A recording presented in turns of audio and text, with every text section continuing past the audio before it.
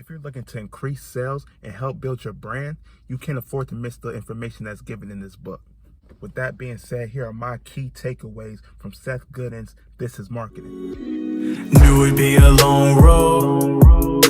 Good thing I like to ride around. Road's starting to take a toll on my soul, but I'm still riding down, right around. Who wanna ride with me? Who wanna lay down, look at the sky with me? Ride around.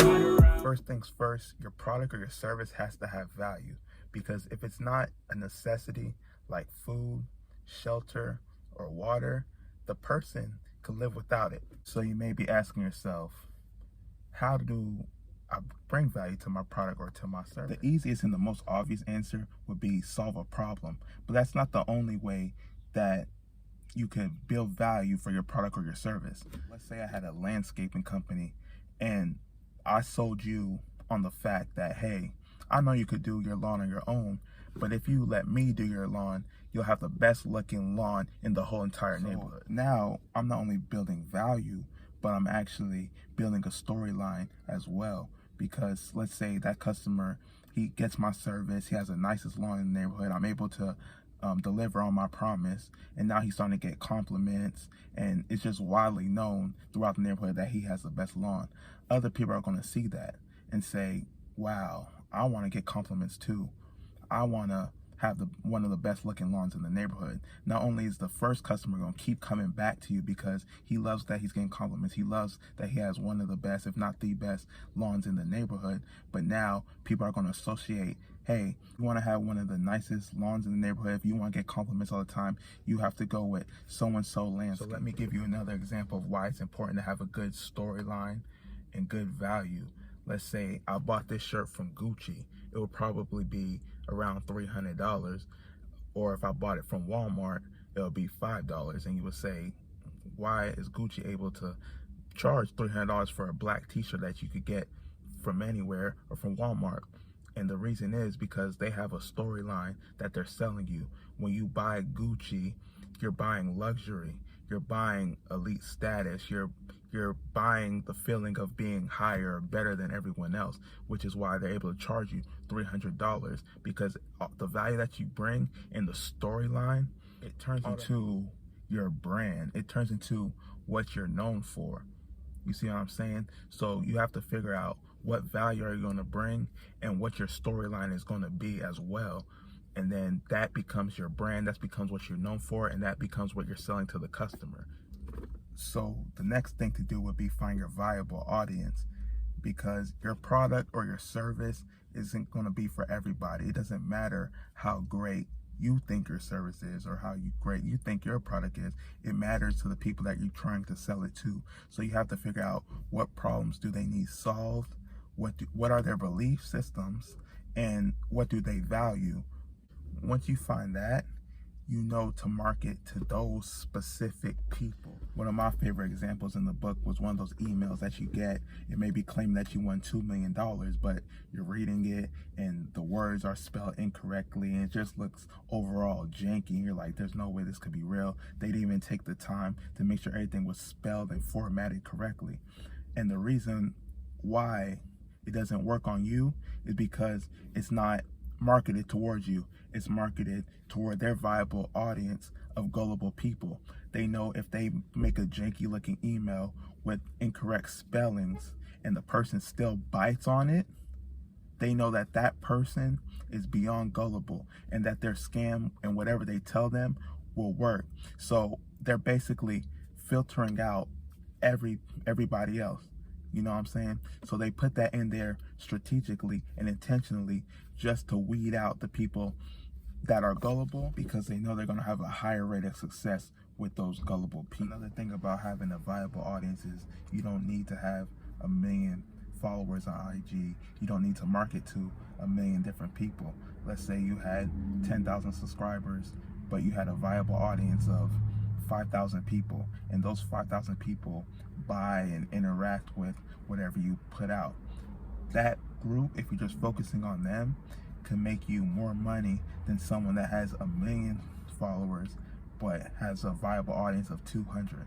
So they're focusing on having the most followers, marketing to everybody, getting everybody involved, but only 200 of those people are actually buying their product or buying their service. So it's not always about numbers, it's about directing who your target audience is and making sure that they find value in the service or product that you have. You never want to be the cheapest option. If you're building your business on being the cheapest, that's just a losing strategy, because you're always being the race to the bottom. If someone comes out and is cheaper than you, the only thing you could do is lower your price, and you don't want to do that. Have you ever heard the phrase, you get what you pay for? So if someone sees that you're the cheapest, it doesn't build any trust in that company. They think, okay, if they're the cheapest, they must have poor quality or poor service. I'm gonna use a personal example. So I sell pallets. I have a pallet company, right? And there's some companies, they get a solid supply of pallets. They're already getting them. So I, charge them maybe, let's say $4 a pallet, but I do get emails and I do get orders of people that need pallets as soon as possible, because they either ran out and they need to ship something out, they have a project they need to do, and they can't get their hands on any at the moment. Those type of emails, those type of accounts, I could charge them $12 a pallet if I wanted to. Now, for moral and ethical reasons, I wouldn't do that, but that's just an example, right?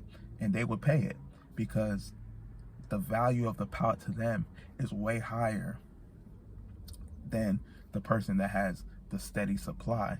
So that just goes to show you that you're never setting the price. It's based on the value that your viable audience puts on your product or puts on your service. Everything that you do has to be for the greater good of the customer. You have to be selfless. You have to be dedicated to solving their problems, or dedicated to making a change that's worth making. Because if you don't do that, you're going to give off that salesman's vibe, like, oh, he only cares about himself, he only cares about his bottom line at the end of the day. And you don't want that, because people are going to be eerie of you.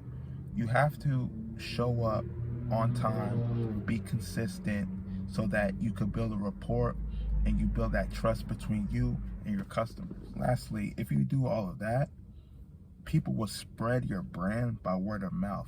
And that's the best type of promotion that you could have. If people are going around talking about your company or your service, people that haven't experienced it will feel left out. So now you're building a community. And as human beings, we don't like to be left out. We like to be a part of the group. We like to be in the know.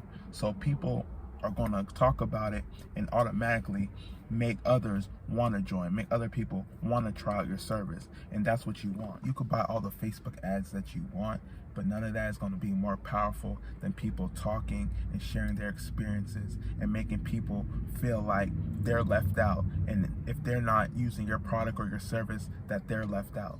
With that being said, those are my takeaways of Seth Godin's This is Marketing. This is not a summary of the book.